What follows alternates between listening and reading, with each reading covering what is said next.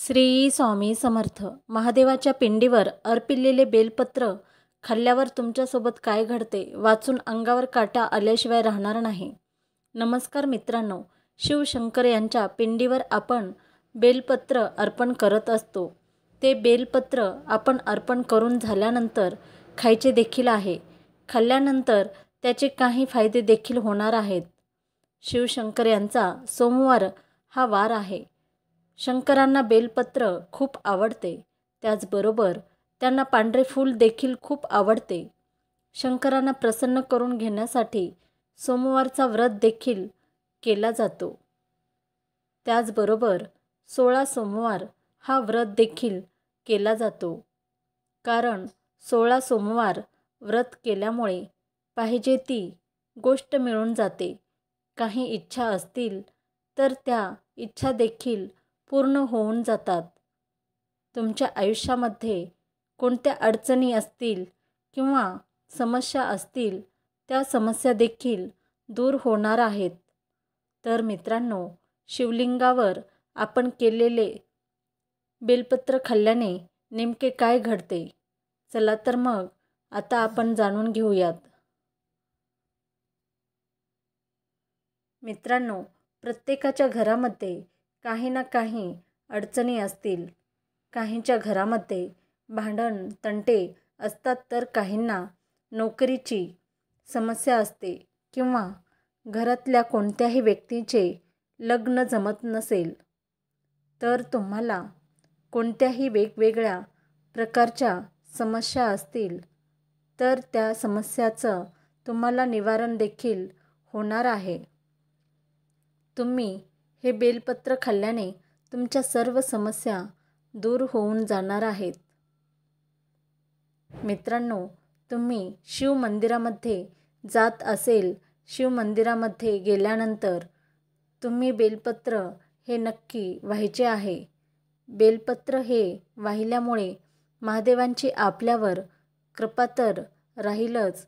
त्याचबरोबर आपण जे बेलपत्र पिंडीवर वाहतो ते पिंडीवर वाहिल्यानंतर म्हणजेच अर्पण केल्यानंतर ते फक्त बेलपत्र राहत नाही, तर तो श्री शिवशंकर महादेवांचा प्रसादरूपी एक भाग होऊन जातो.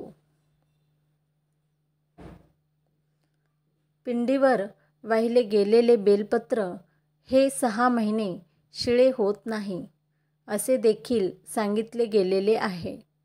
पिंडीवरचे बेलपत्र तुम्ही पुन्हा काढून पाण्याने स्वच्छ धुवून ठेवल्यानंतर ते पुन्हा 6 महिने शिळे होत नाही असे देखील सांगितले आहे. भारतामध्ये असे कितीतरी ठिकाणी आहे तिथे शिवलिंग स्थापित केले गेलेले आहे.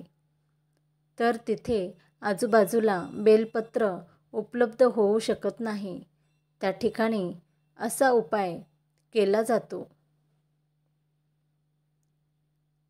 शिवशंकरांना बेलपत्र अर्पण करण्याचे पौराणिक काळामध्ये कथा देखील सांगितली गेलेली आहे. तर ती कथा काहीशी अशी आहे. जेव्हा समुद्रमंथन सुरू होते, त्या मंथनादरम्यान अमृत तर बाहेर येते. त्याचबरोबर काही वस्तूंची निर्मिती देखील झाली होती. त्यापैकी एका विषाची देखील निर्मिती झाली होती आणि ते विष 4 दिशांमध्ये पसरत जात होते. पूर्ण सृष्टीला वाचवण्यासाठी श्री शिवशंकर यांनी या विषाला आपल्या कंठामध्ये धारण केले होते. तेव्हापासून श्री शंकरांना नीलकंठ नाव देण्यात आलेलं आहे. या विषामुळे श्री शिवशंकराच्या अंगावरती तापमान वाढू लागले होते. त्यांचा संताप देखील होऊ लागला. त्याचा परिणाम त्यांच्या आजूबाजूला जे वातावरण होते त्यांच्या उष्णतेमुळे जळू लागले होते. तेथे उपस्थित असणाऱ्या देवी देवतांनी एक सल्ला घेतला. श्री शिवशंकरांना या विषाच्या प्रभावापासून कसे वाचवले जाऊ शकते किंवा त्या काळामध्ये जे प्राचीन वेद सल्लागार होते त्यांनी बेलपानाचा उपाय त्यांना सांगितला. तुम्ही महादेवांना जर बेलपत्र खायला दिले तर त्यांचा संताप कमी होणार आहे, असे देखील सांगितले. तेव्हापासूनच शिवशंकरांना बेलपत्र अर्पण करण्याची प्रथा सुरू झाली. तुम्ही जेव्हा पिंडीवर बेलपत्र अर्पण करता तेव्हा तुम्हाला आवश्यक 1 तांब्या पाणी देखील त्याच्यावर घालायचे आहे. याच्याने श्री शिवशंकरांना शीतलता मिळते आणि त्यांचा आशीर्वाद आपल्यावर कायम राहतो.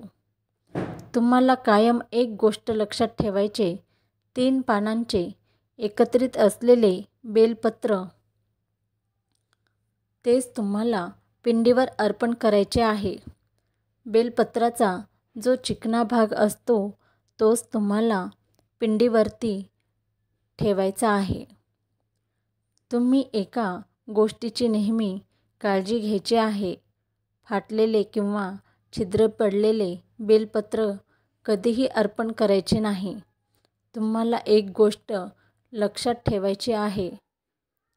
तुम्हाला सोमवारच्या दिवशी कधीही बेलपत्र तोडायचे नाहीत, कारण सोमवार हा वार महादेवांचा असल्यामुळे तुम्ही बेलपत्र तोडायचे नाही.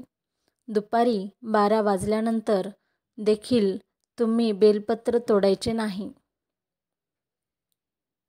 बेलपत्राच्या झाडाला हात देखील लावायचे नाही, असे आपल्या धर्मशास्त्रामध्ये लिखितप्रमाणे सांगितले गेलेले आहे. जर तुम्हाला हे सर्व माहीत असून देखील तुम्ही 12 नंतर जर बेलपत्र तोडत असाल तर त्याचे तुम्हाला पाप लागणार आहे. बेलपत्र खाल्ल्यामुळे आपल्या शरीरामध्ये जे रक्त असतं ते रक्त शुद्ध होऊन जातं. आपल्याला काही अडचणी असतील, समस्या असतील तर त्या समस्या देखील बेलपत्र खाल्ल्यामुळे दूर होऊ शकतात. आपल्या मनामध्ये जी काही इच्छा असेल ती इच्छा पूर्ण होत नसेल तरी आपण बेलपत्र खाल्ल्यामुळे आपल्या सर्व अडचणी तर दूर होतातच, त्याचबरोबर आपल्याला ज्या काही इच्छा आहेत त्या इच्छा देखील पूर्ण होऊन जातात. धन्यवाद. श्री स्वामी समर्थ. तुम्हाला जर ही माहिती आवडली असेल तर व्हिडिओला लाईक करा आणि चॅनलवर नवीन असाल तर चॅनलला सबस्क्राईब करायला विसरू नका. धन्यवाद.